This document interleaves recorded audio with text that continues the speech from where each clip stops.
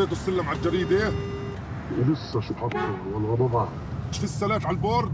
لا ما في السلام. حطوا السلم على الجريدة وجيب العمال على الجريدة، غالب بسرعة بدي أحرك كل الوضع. حطوا السلم على الجريدة يلا. يلا. يلا.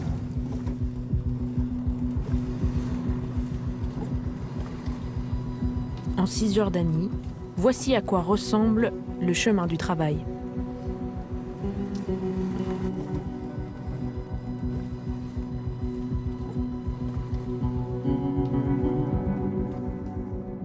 Au lendemain des attaques terroristes du 7 octobre, Israël retire leur permis de travail à plus de 120 000 ouvriers palestiniens. 2 ans de guerre et d'une rupture durable entre deux économies jusqu'alors intimement liées. Aujourd'hui, aux portes de Jérusalem, les travailleurs palestiniens empruntent la voie clandestine.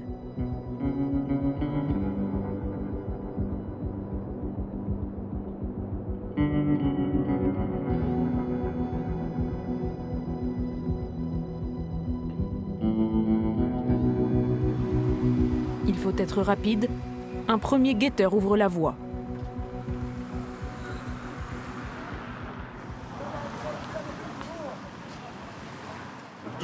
Sans Israël, il n'y a pas de travail. Je te le dis clairement. Sans Israël, il n'y a pas de travail. Moi, j'y reste entre 1 mois et 40 jours et je gagne environ 5 000 à 6 000 shekels. Puis je rentre pour acheter des fournitures pour la maison ou pour moi. Je reste 3 jours et je retourne au travail de nouveau. Aujourd'hui, je dois repartir. J'ai pu passer 3 jours à la maison et là, je dois y retourner. Je dois travailler.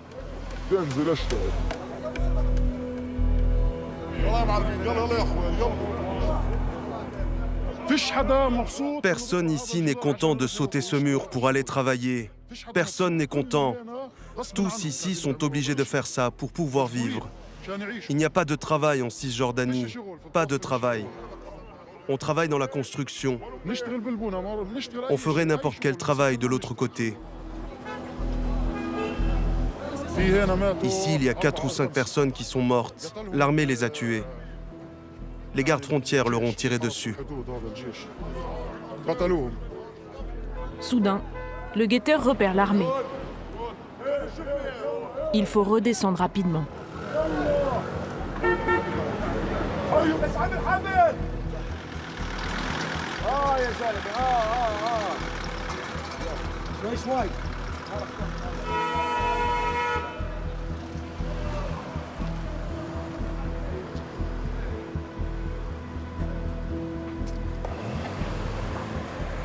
Pour disperser les Palestiniens, l'armée utilise du gaz lacrymogène. Et parfois, elle tire à balles réelles. Depuis 2 ans, une cinquantaine de Palestiniens sont morts en tentant cette traversée. 19 décembre 2025. Cette vidéo est filmée par une voisine. Une balle dans la jambe droite, l'ouvrier s'en sort de justesse.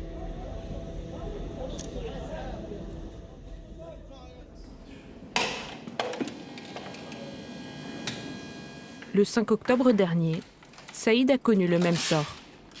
C'était alors sa seconde tentative de s'infiltrer en Israël.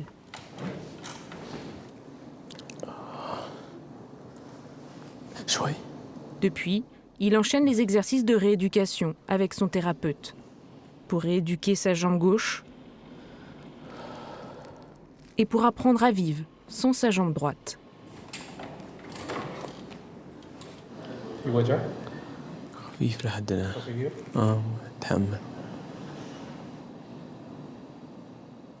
Quand il augmente la puissance, c'est très douloureux.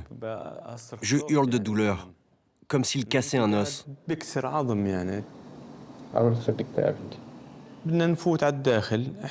On voulait traverser vers Israël. On était au niveau du grillage, juste avant le mur. C'est là, au début du grillage, qu'ils ont ouvert le feu. Nous, on ne voyait pas du tout les soldats. Eux nous voyaient, mais nous, non. On était 7. 5 d'entre nous ont été blessés. Moi, j'ai été touché aux 2 jambes. Pour les autres 6, c'était au niveau des jambes. Ils ont essayé de soigner ma jambe, mais après 20 ou 25 jours, ça ne marchait pas. Ça devenait dangereux parce que les bactéries et l'inflammation remontaient dans le reste du corps. Alors le choix, ça a été ma jambe ou ma vie.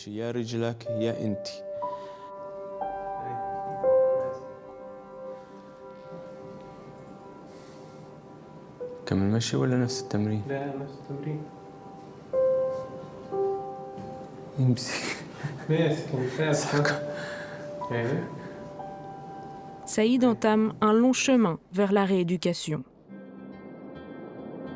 Existe-t-il une politique délibérée de blessés aux jambes? Dans quelles conditions les soldats ouvrent-ils le feu? Le lieutenant-colonel Nadav Shoshani est porte-parole de l'armée israélienne. Je voudrais vous montrer 2 photos. Plusieurs personnes nous ont expliqué que parmi les blessés, la majorité avait été touchée aux jambes. Ma question, c'est donc la suivante. Existe-t-il une politique consistant à tirer dans les jambes? Je ne peux pas parler d'incidents précis, sans connaître les détails concernant les personnes impliquées. Mais de manière générale, nos procédures consistent à neutraliser les menaces de façon graduelle, en essayant de prévenir tout dommage aux personnes. Donc tout d'abord, si nous identifions une menace où que ce soit, nous essayons de les avertir sans recourir immédiatement à des mesures coercitives. Ensuite, s'il y a une menace qui s'approche des troupes ou qui semble proche et continue d'avancer, il peut y avoir des tirs en l'air, puis éventuellement des tirs en direction des jambes. Nous ne faisons jamais face à des terroristes en uniforme. Ce sont toujours des personnes en civil. Donc, pour leur donner toutes les chances de reculer si ce sont des civils, nous agissons de la manière la plus progressive possible, en fournissant différents types d'avertissements.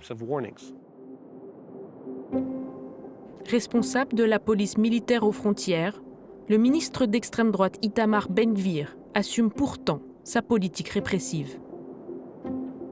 La région de Jérusalem est le seul endroit où la responsabilité de la barrière relève des gardes-frontières. Ils ont fait un beau projet pilote. Ils tirent sur les clandestins et les chiffres commencent à baisser. Tel Aviv, les grands chantiers de la capitale. Après le 7 octobre, Israël encourage le remplacement des Palestiniens de Cisjordanie par des travailleurs étrangers.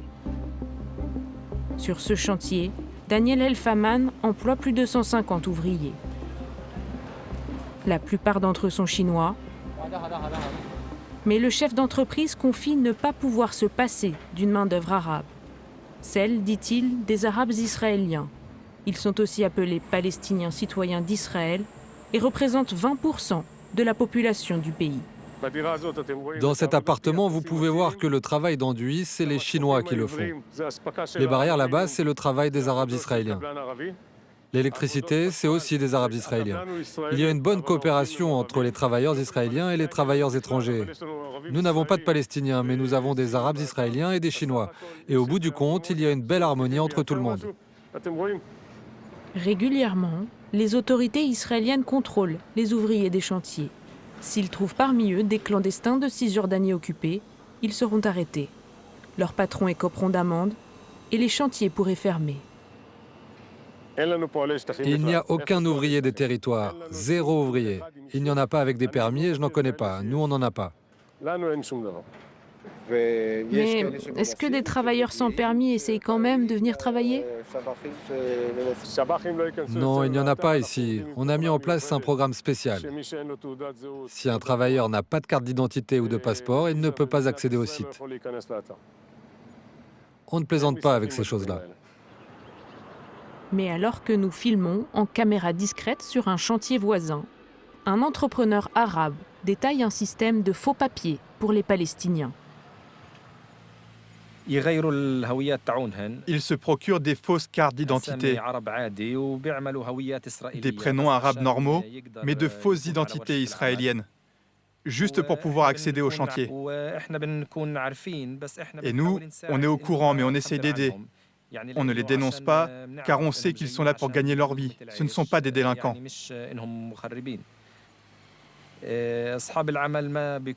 Généralement, les patrons israéliens ne sont pas au courant. On est les seuls à savoir si celui-là est un arabe israélien ou un palestinien de Cisjordanie. On peut les différencier à l'accent.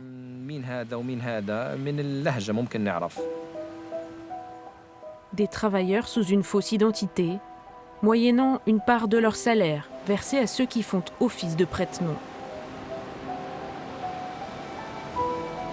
À l'écart des chantiers, l'un de ces ouvriers clandestins accepte de témoigner. Walid est architecte de formation et depuis des mois, il dort dans un sous-sol en Israël. Une fois qu'on réussit à franchir le mur, la vie d'après, c'est pas vraiment une vie. L'humiliation et la peur sont permanentes. Cette peur est ancrée en toi, dans ton sommeil, dans tes repas, dans ton travail. Tu ne peux même pas parler au téléphone avec ta famille. Moi, je dors dans le chantier où je travaille. Là-bas, il n'y a rien à part des souris. Je vis sous terre. Je n'ai pas le choix.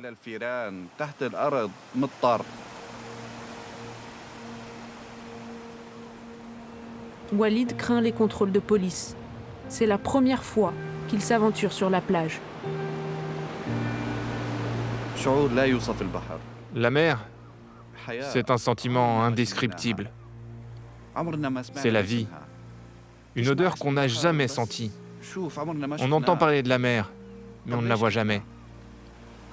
Tiens, regardez, des Juifs qui se promènent sur la plage, sans peur.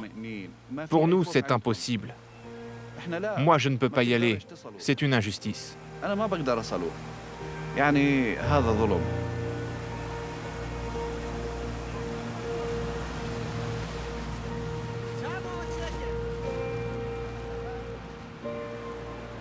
Puis s'exprime une autre colère. Une colère dirigée cette fois-ci contre son propre camp, contre les réseaux de passeurs palestiniens.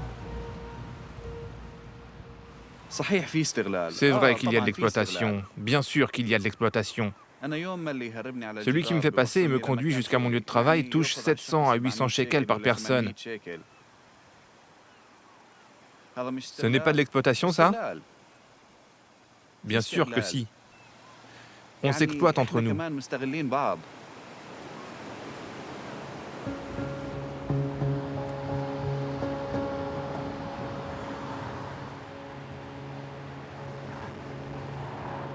Cisjordanie occupée, retour au pied du mur.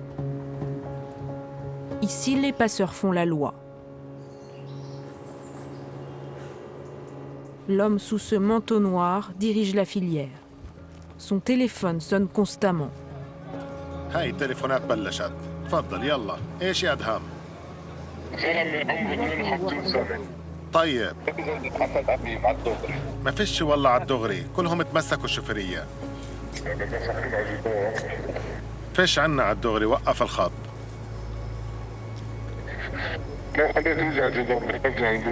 بنزله ما فيش مشكلة شباب لفوا وجوهكم على غاد لفوا وجوهكم على غاد على السلم كلكم تطلعوا كلكم غاد على السلم عشان في تصوير Avant le 7 octobre, chaque jour, il y avait environ 10 personnes sans permis qui traversaient à cet endroit. Aujourd'hui, nous sommes à 200 minimum tous les jours.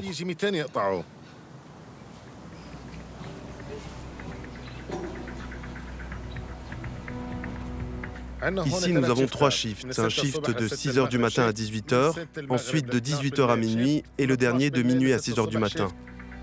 Bien sûr, nous avons nos guetteurs de l'autre côté. Donc si les autorités arrivent, ils nous en informent. Et là, en une seconde, tout le monde disparaît.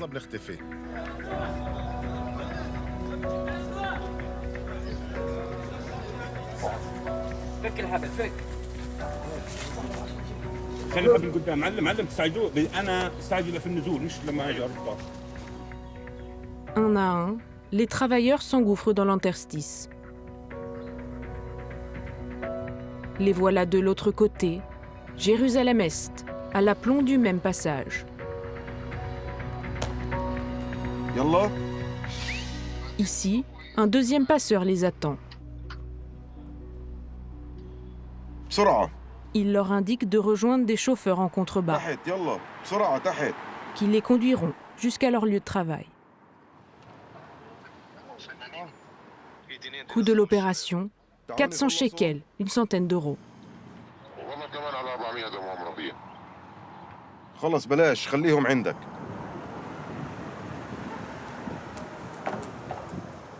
Le trafic des travailleurs est organisé depuis des années par le clan familial de ce passeur. Une filière devenue extrêmement lucrative après le 7 octobre. C'est vrai qu'avant c'était moins cher, mais dans les conditions d'aujourd'hui, le travailleur qui te dit qu'il paye trop est un menteur. Il va payer au maximum 500 shekels pour être transporté de chez lui jusqu'à Haïfa. Ce n'est pas beaucoup d'argent. Sa journée de travail est à 700 ou 800 shekels. Moi, j'ai travaillé toute ma vie dans le transport des ouvriers de Cisjordanie. Avant, je travaillais légalement, je faisais 400 shekels par jour et je rentrais à la maison. Mais la vie est chère, je ne pouvais pas continuer à gagner 400 shekels. J'ai énormément de frais, je dépense beaucoup et j'avais un objectif d'acheter une maison. Si je continuais dans la légalité, je ne pouvais rien faire. Mais est-ce que vous vous sentez coupable? Non, je ne me sens pas coupable. Ce n'est pas de ma faute. Je ne me sens pas coupable parce que je fais de mon mieux et j'essaye de garantir la sécurité du travailleur au maximum.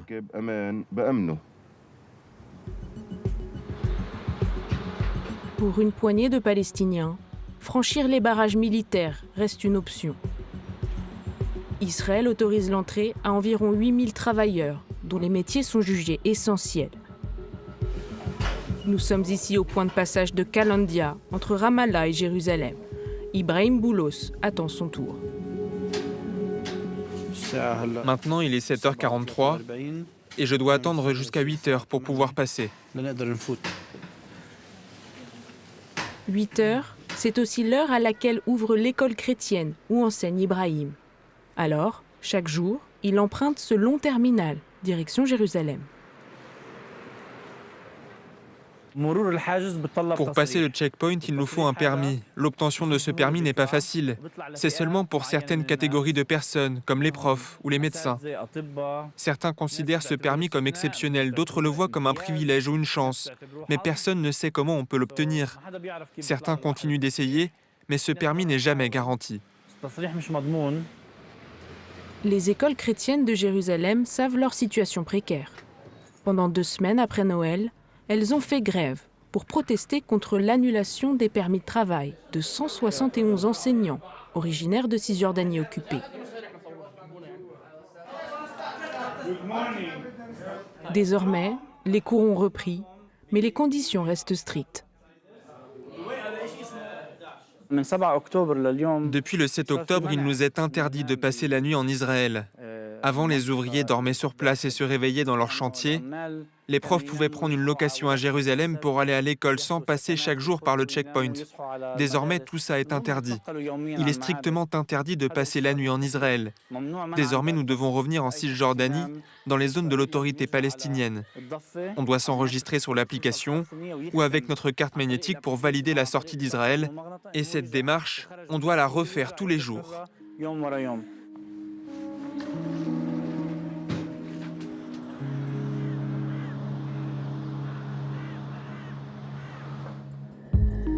En Cisjordanie occupée, le taux de chômage atteint un record en 2025. Plus d'une personne sur 4 est sans emploi. C'est 2 fois plus qu'avant le 7 octobre. Au volant de son vieux fourgon, Mahmoud est le témoin au quotidien de cette inexorable destruction de l'économie locale. Il travaille comme ferrailleur et chaque jour, il rachète à d'anciens ouvriers en Israël de quoi leur permettre de survivre quelque temps.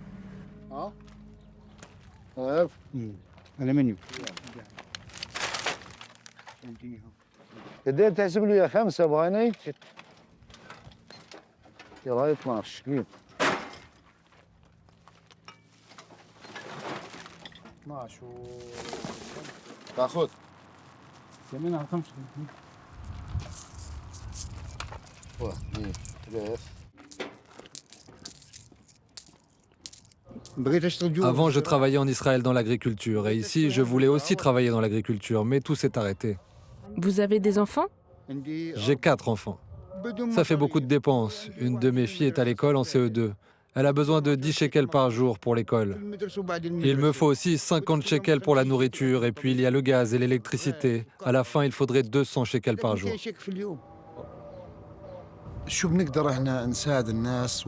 On essaye d'aider les gens, comme on le peut. Parfois, on fait 0 bénéfice.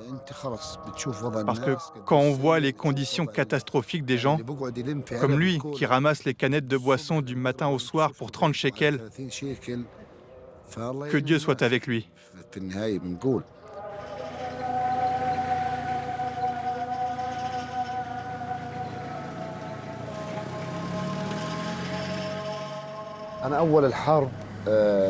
Personnellement, au tout début de la guerre, je travaillais encore de l'autre côté. Quand la guerre a éclaté, on s'est enfui. On espérait revenir travailler en Israël après un mois ou deux. Mais l'étau s'est resserré davantage. Aujourd'hui, il n'y a plus l'espoir de revenir au travail. On a essayé 2-3 fois de sauter le mur illégalement, et là, ils ont tiré sur plusieurs personnes sous nos yeux. Lorsqu'il travaillait encore comme ouvrier dans le bâtiment, Mahmoud gagnait près de 2500 € par mois. Aujourd'hui, il confie avoir perdu 90% de son salaire. Son seul revenu, la vente de ses objets de récupération. Tout ce que vous voyez ici, ça vient des gens. Des gens qui ne pouvaient plus nourrir leurs enfants. Donc ils sont obligés de vendre leurs biens, même des objets neufs.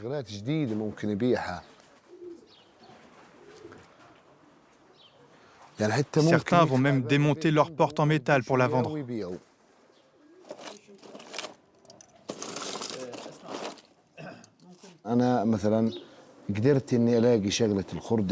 Moi, personnellement, j'ai réussi à trouver un autre travail, la ferraille. Mais d'autres ouvriers n'arrivent pas à voir quoi que ce soit. C'est comme si la vie leur avait tourné le dos. Ni travail en Israël, ni en Cisjordanie. Ils étaient pourtant le socle de l'économie de la Cisjordanie, le moteur de toute la Cisjordanie.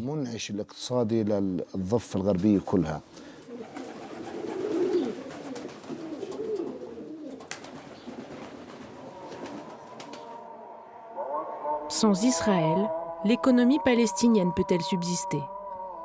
Peut-elle s'affranchir de sa dépendance à l'occupant? Pour Saïd, le travailleur amputé, l'heure est venue de rentrer chez lui. Il dépend désormais de l'aide de sa femme Andalib et de ses 3 enfants.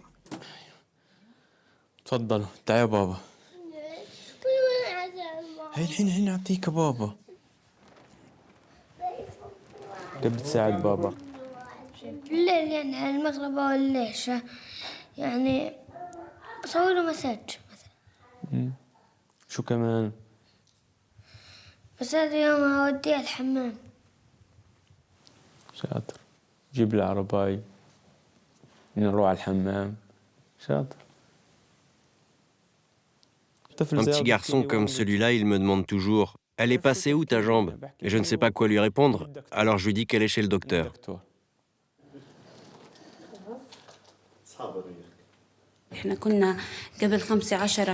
Pour nous, il y a eu la vie d'avant l'accident et la vie d'après. Une nouvelle vie est née.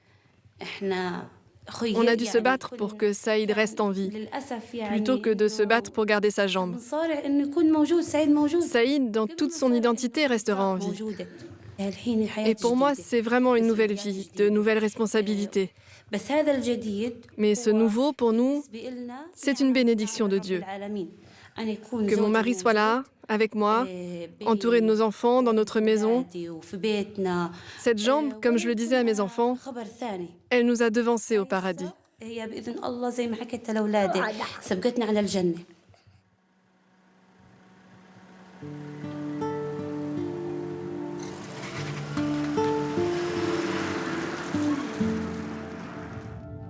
Au pied du mur, l'avenir de la Cisjordanie paraît plus sombre que jamais. Le gouvernement israélien a récemment annoncé la construction de plusieurs kilomètres supplémentaires de murs à l'intérieur des terres palestiniennes.